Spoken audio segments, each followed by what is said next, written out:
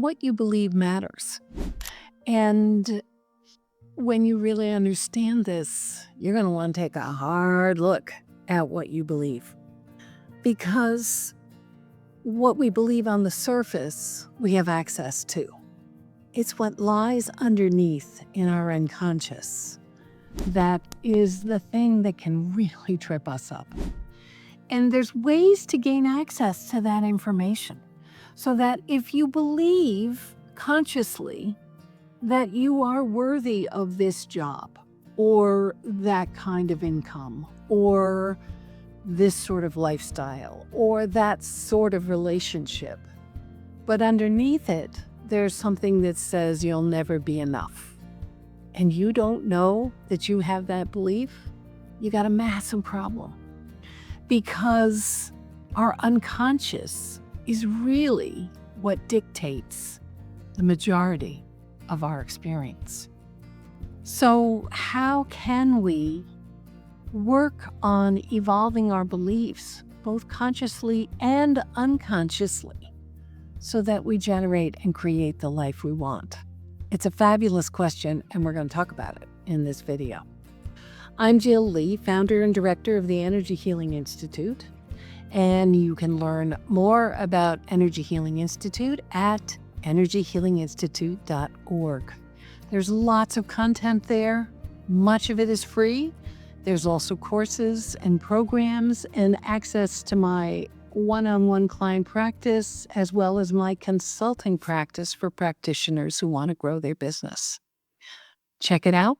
Happy to get to know you. Okay, belief systems. So one of the things that really helped me learn about what was going on subconsciously in my field was gaining an understanding of where beliefs are formed and where they're housed. So I tell this story in the course, but I'm going to tell it here too. When I was a little kid, my mother and I were walking to the stationery store. It was after Labor Day. I was getting my back-to-school supplies.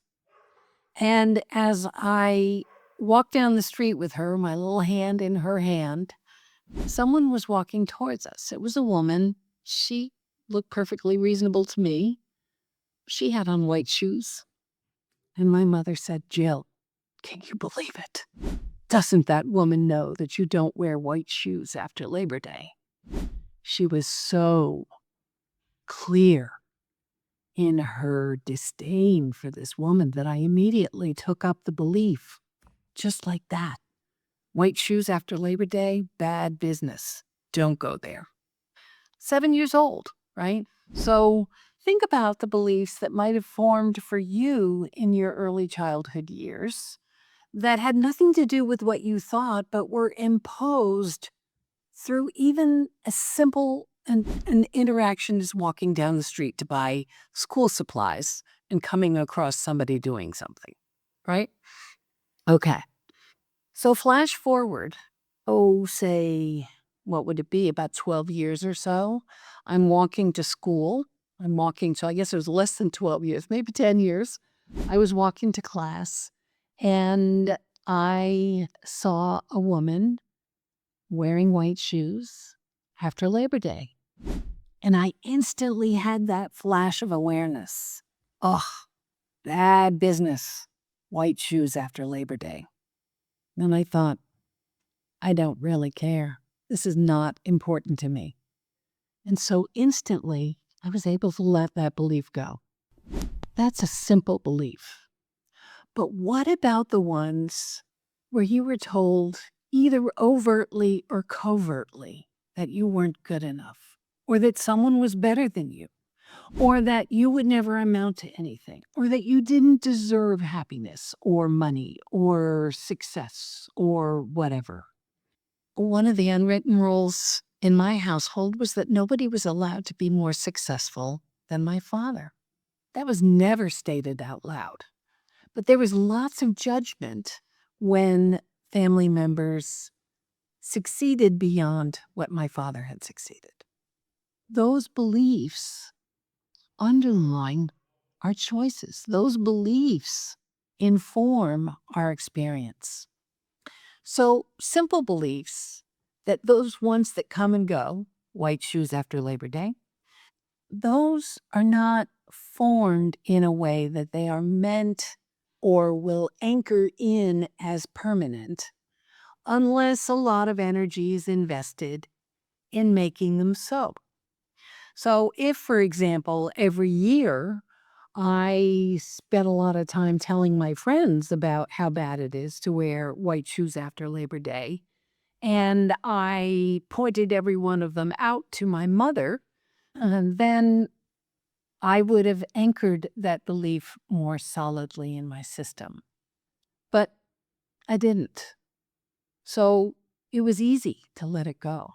And it was easy for it to sort of bubble up to my awareness as I was walking home from high school, say, yeah, I don't have to believe that anymore.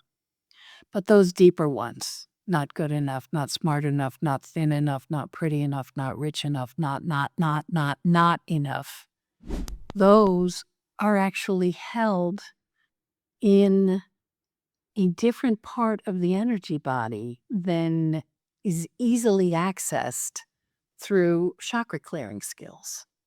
However, they are held in a chakra, the sixth chakra, and can be incrementally cleared from the sixth chakra.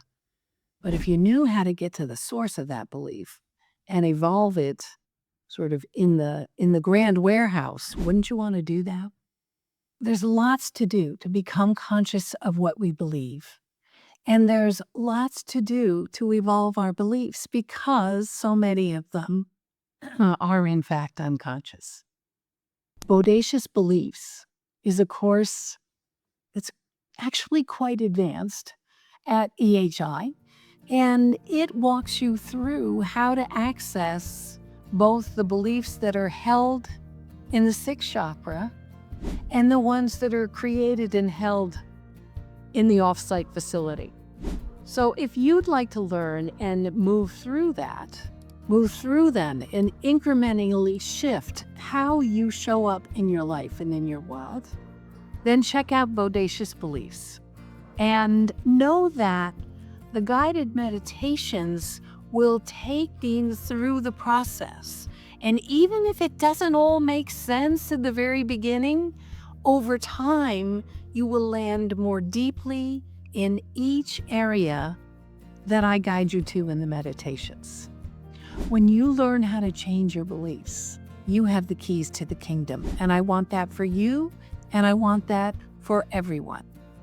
So check out Bodacious Beliefs. If you decide to buy the course, use coupon code BELIEFS today, all lowercase, and you'll get 10% off on the course.